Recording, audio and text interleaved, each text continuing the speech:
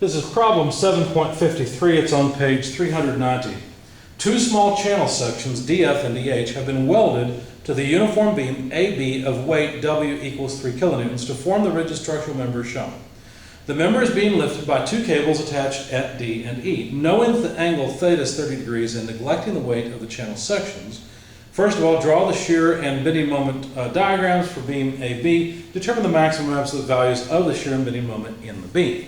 So notice that the total weight of the beam would be distributed along the length of the beam. Let me start off by drawing what is essentially a free body diagram to indicate what's going on. So here's the beam with some protrusions welded to them which have negligible weight. We're not really worried about those. D and E are points where some cable or rope or something is attached, and we're lifting the entire beam of 3 kilonewtons upward. Now that 3 kilonewton force is really coming from a gravitational load that's uniform along the length of the beam. So we have to be a little bit careful here, because if we're interested in shear moment within the beam, notice that these little stubs sticking up, this is point F, the stubs from H to E and F to D, those stubs are being pulled sideways. So they're applying a moment to the beam. They are welded to the beam. Point A is out here, point B is out here, and there's 1.5 meters from A to D. Point C is in the middle, and there's 1 meter to C, another meter to get to E, and then 1.5 meters to continue from E to B. Okay? And by the way, the height between E and B, or D and A, whichever you want to call it, is 1/2 meter. Okay? So the first thing I did is I considered a free body diagram of this point to figure out the tension in the cable. So if the weight is 3 kilonewtons, then there must be some tension T. And so what I said, well, if we sum forces in the vertical direction, we would get 3 minus 2 Ty. So 3 kilonewtons minus 2 times Ty. And that's it. And so Ty is 3 kilonewtons divided by 2. So just 1.5 kilonewtons is the vertical component of the force in those ropes or cables, whatever they are. Now, if you think about the geometry, there's one more piece of information we need. There is a 30-degree angle on both sides. Okay, maybe I should put that outboard. So 30 degrees and 30 degrees. So there's these 30-degree angles, and so we can figure out the horizontal and vertical component. Well, we've already figured out the vertical component. We can figure out the total tension if we want it, or we can get Tx. I went ahead and calculated the total tension. So the tension, let's do it this way, Ty over T, so the vertical component of the tension divided by the total tension, well, that's just, we're just looking at a triangle with a 30-degree angle here, so it's a cosine relationship. Okay? So this is just equal to the cosine of 30 degrees. So if I want the total tension T, all I have to do is take Ty and divide it by cosine of 30 degrees. Okay? Just rearranging the equation just a bit. So since Ty is 1.5 kilonewtons, well, that means that the total tension is about 1.732 kilonewtons. What I really wanted was Tx. Tx is equal to T times sine 30 degrees then, and that came out to about, once you plug in this tension down here, that came out to about 0.8660 kilonewtons. So there's Tx and Ty. The reason I did that is because the beam I really want to play with is not so much this one. Let me erase it and make a better drawing. I want to play with this beam, where we have a, you know what, let me pause for just a second. Maybe I shouldn't have erased the first beam, but that's okay. Let's continue with this just a bit, so that the stubs that stick up, for example, stub F, D, in other words, has tension Tx and Ty acting on it at point D.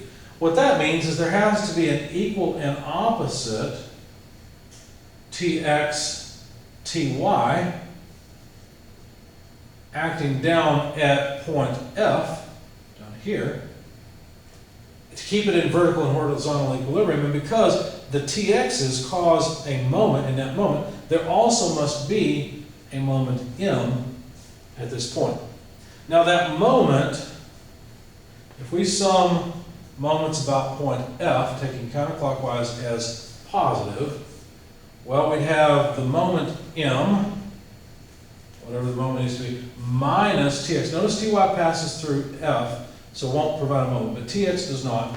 And so it would be minus Tx times the height of that little stub. Now I've erased it, but the height of that little stub is a ½ meter. This sum has to come out to 0. So what that means is M is half of Tx, basically. So if you take a half of Tx, you get about 0.4330. Of course, the units now, since these are meters and those are kilonewtons, are kilonewton meters. Now let me draw the beam. It's a similar story for the other channel, the other little stub, EH.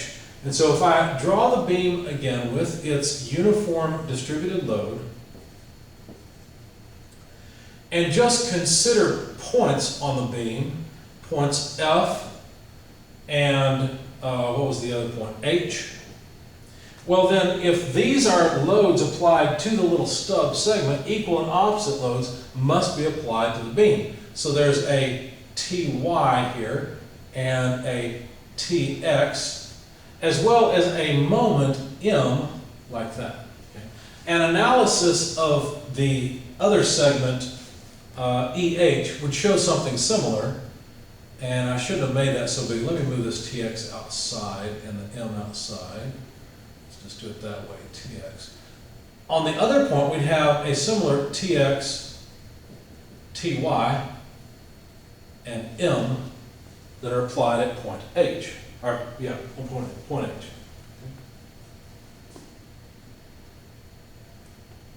Now, points A and B are still out at the ends of the beam.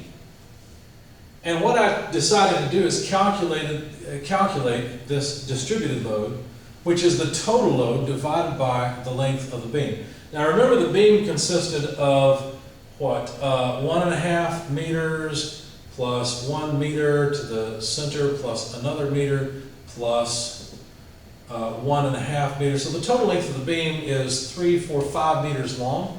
So we just need the total weight, 3 kilonewtons divided by 5 meters. And so the weight is 3 kilonewton meters per 5 meters. That comes out to 0.6 kilonewtons per meter. Okay?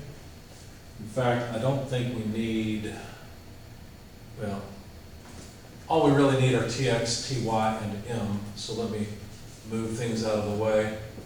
There's Ty. Let's see, we don't need this. We don't really care about the total tension in the rope. This is just Tx. And we just need the moment, which we now have. Okay? So now we know the magnitudes of all these loads that are applied to the beam. All right, now to make shear and moment diagrams. If you think about the shear in this free body diagram, what you'll realize is before you get to A, there is no shear. Once you get to A, this distributed load starts to apply shear. Now if we think about a little segment of this beam with some uniform loading, here's point A, and we just cut the beam, right there. Well, there has to be a shear that is negative, right? Because if the shear acts in the positive direction, that is the positive direction of this graph, it'll make that segment accelerate downward. The segment's not accelerating downward, so the shear must be negative, must be acting up. And the farther over we make this cut, the more distributed load we will have accumulated. As a matter of fact, by the time we reach point F from point A, the total accumulated shear would just be equal to all of the shear in this 1.5 meter length. So if we have 0.6 kilonewtons per meter and 1.5 meters worth of length, that must be a shear of 0.9 or negative 0.9 kilonewtons. That's where we end up. Since the load is uniform, well, that means we just have a continuous decrease in the shear. Okay? Once we reach point F, then Ty will cause a change in the shear. Notice Tx doesn't matter. We don't care about Tx. Tx is a horizontal force. It's an axial force along the length of the beam, and it doesn't do anything to the shear and moment diagrams. It does change the stress a little bit, but really not significantly. The moment is what affects the stress. So I'm just going to erase Tx. We don't really care about Tx. In fact, it looks like I've already erased it accidentally, so that's fine. All right, we didn't need it.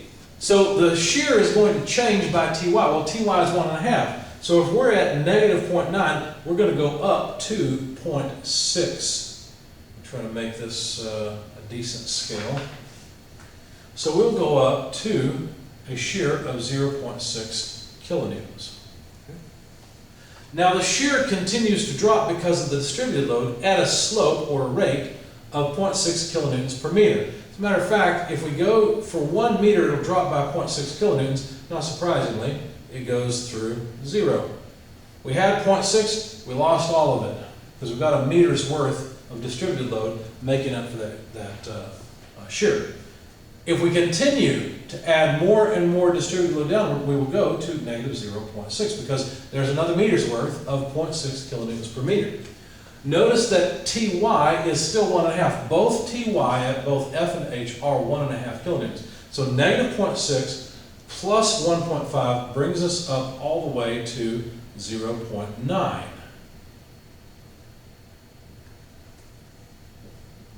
kilonewtons. Okay? Once we get to point H, there's point A, F, C, and H. And so then we continue downward after that at a rate of 1.5 kilonewtons per meter. We get another 1.5 meters. That's half of 0.6 is 0.3, so 0.6 plus 0.3 is 0.9, and sure enough, by the time we reach point B, we come back to the axis. So there's our shear diagram. A little bit odd, but there it is. How about the moment diagram?